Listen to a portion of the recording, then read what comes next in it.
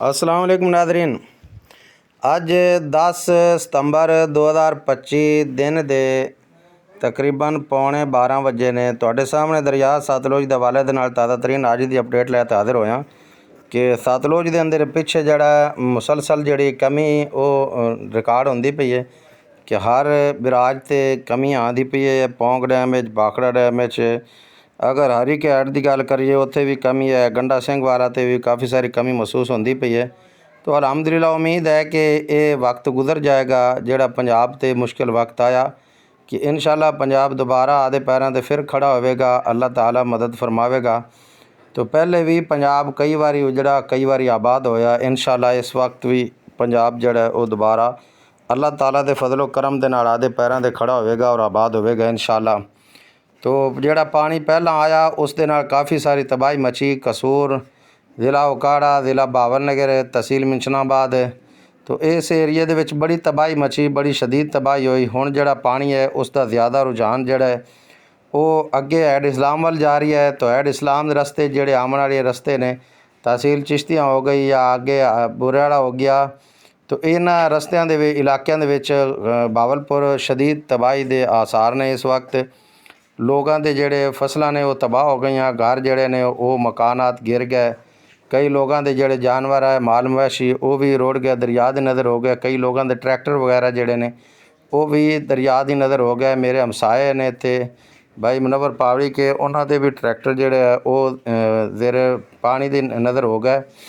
तो ये सूरत हाल है। इस तो पहला अगर बाखड़ा डैम की अज की गल करिए 10 सितंबर 2025 की, तो बाखड़ा डैम ते पानी की जिहड़ी आमद है अज डैम दे विच वो है 52,990 क्यूसक पानी जिहड़ा बाखड़ा डैम दे विच आ रही है। और जिहड़ा बाखड़ा डैम विचों पानी छड्डिया जा रही है अगे दरिया सतलुज विच वो है 53,184 क्यूसक पानी।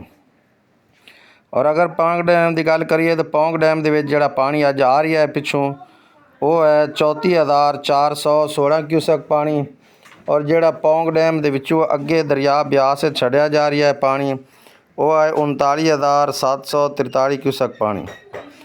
और जिहड़ा इहदे विच भी काफ़ी सारी कमी आ गई। तकरीबन हरीके हेड की गल करिए तो हरीके हेड ते जिहड़ा पानी पिछों आ रही है जिहड़ी आमद है वो है 2,17,074 क्यूसक पानी। और जबकि अखराज जिहड़ा अगे छड्डिया जा रही है हरीके हेड तो दरिया सतलुज विच वो है 2,01,101 क्यूसक पानी जिहड़ा हरीके हेड तो दरिया सतलुज छड्डिया जा रही है। और अगर गंडा सिंह की गल करिए तो गंडा सिंह वाले तो पानी की जिहड़ी सूरत हाल है वो इस वक्त 1,95,899 क्यूसक पानी है जिहड़ा गंडा सिंह तो इखराज कर रही है अगे हैड सुलेमान की वाल।